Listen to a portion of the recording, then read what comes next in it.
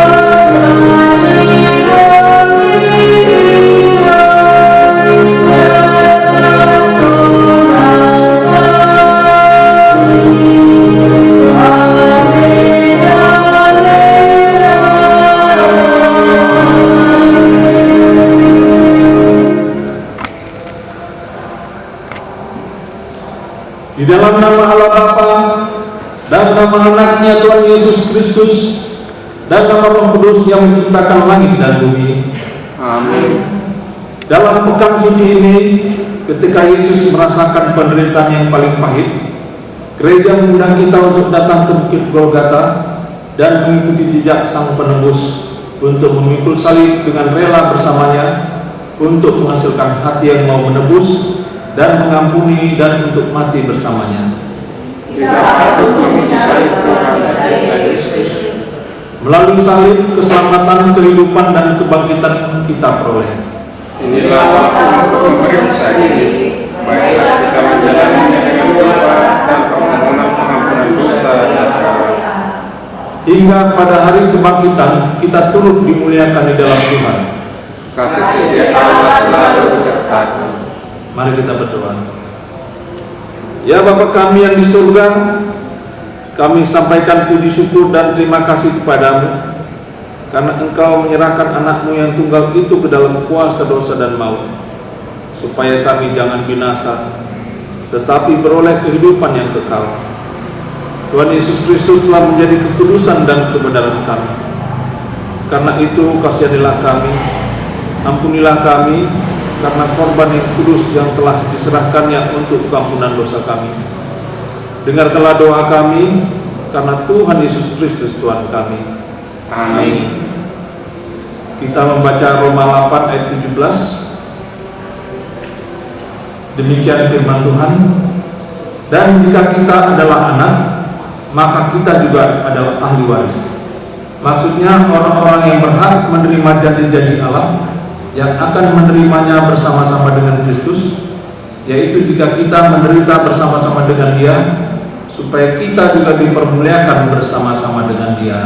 Demikianlah firman Tuhan. Berbahagialah orang yang mendengar firman Tuhan serta memeliharanya. Amin.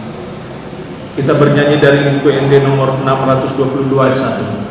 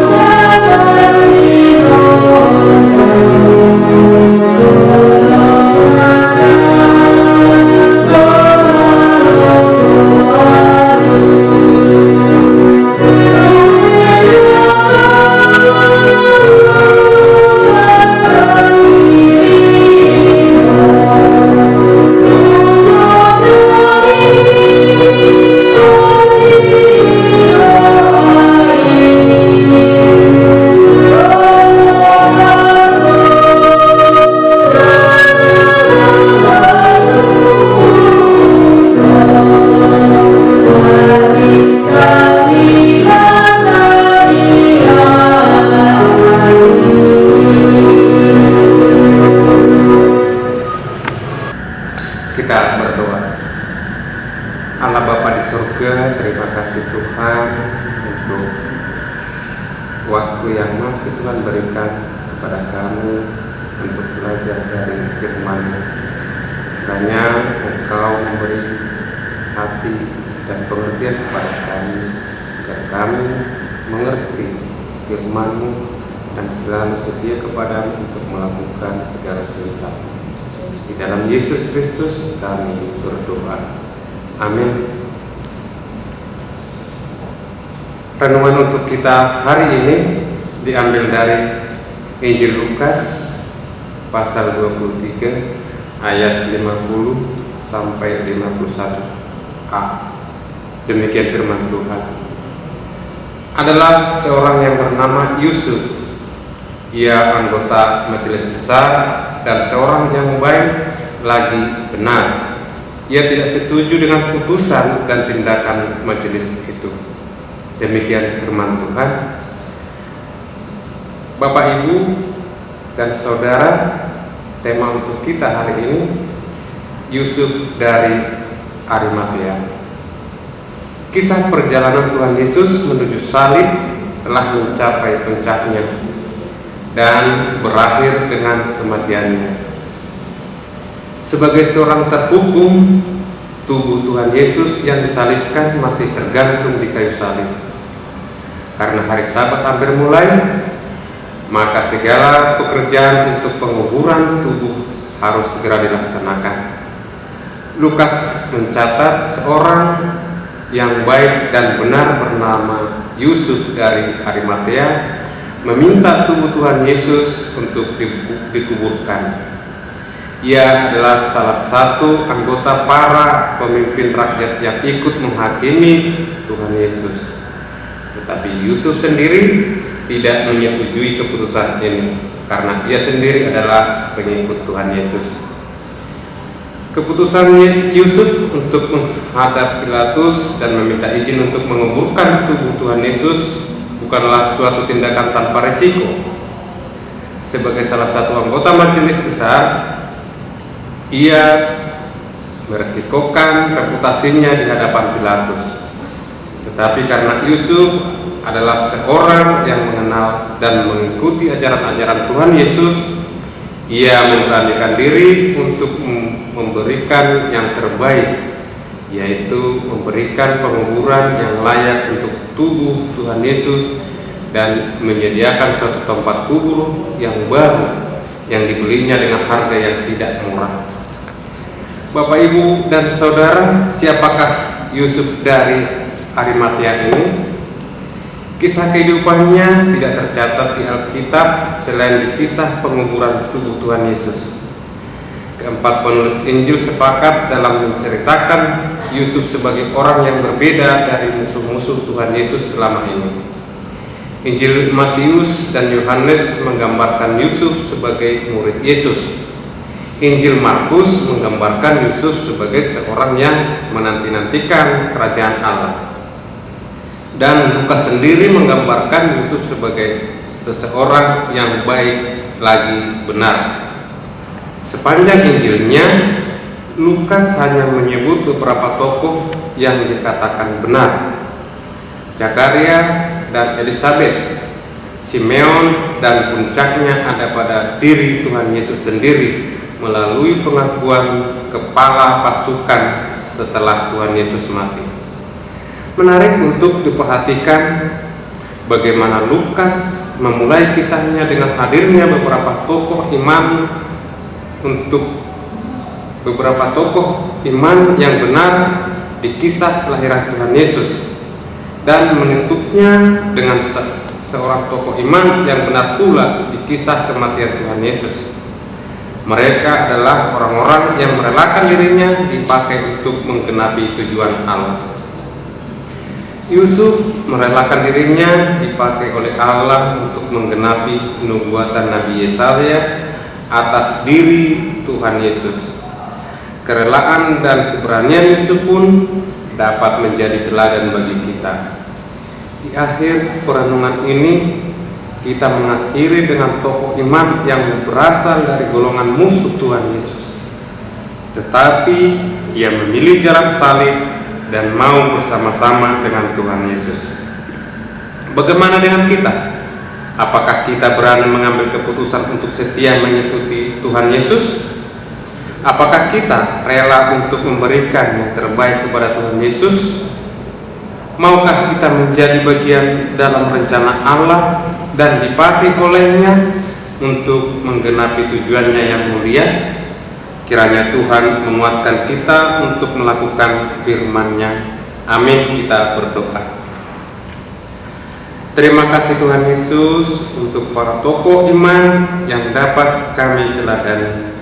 Terlebih lagi kami dapat meneladani diri dan karya-Mu yang begitu agung bagi kami. Amin. Kita bernyanyi dari UKD nomor 86 ayat 1 dan 2 sambil mengumpulkan persembahan.